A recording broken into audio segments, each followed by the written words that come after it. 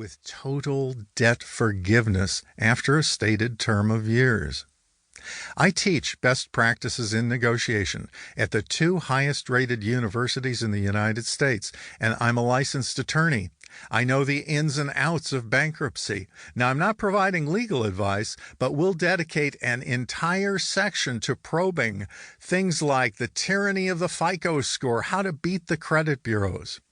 I had a brilliant professor in college who issued this advice to those of us that were studying economics.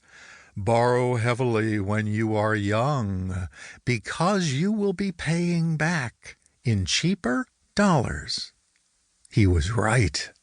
Inflation made the student loans I took out far cheaper by the time I had to repay them.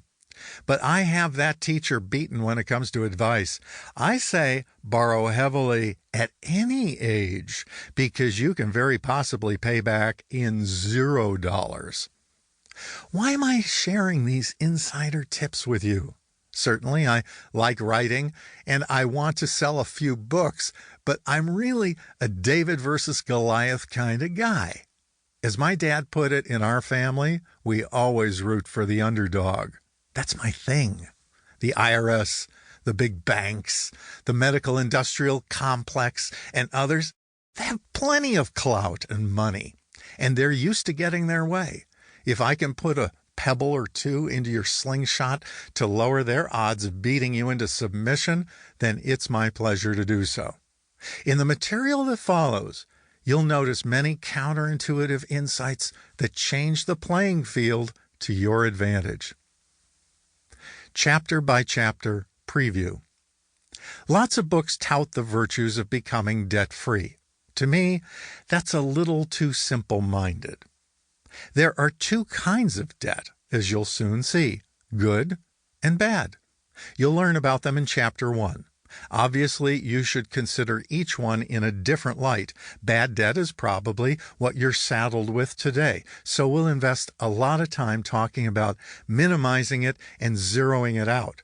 But good debt is an entirely different breed. What are the vital differences? We'll find out in Chapter 1.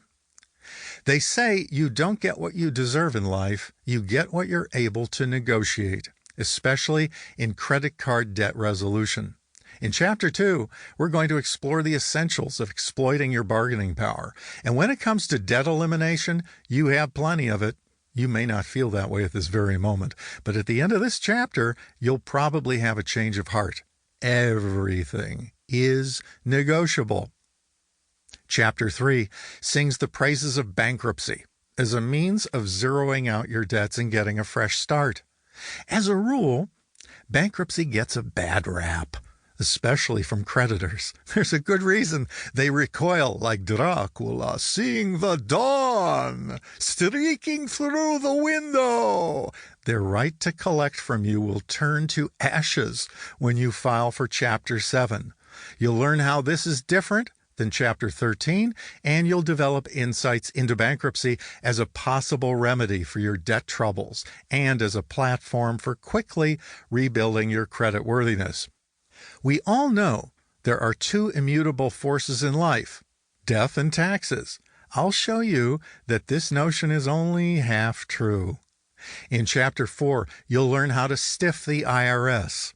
Legally, of course.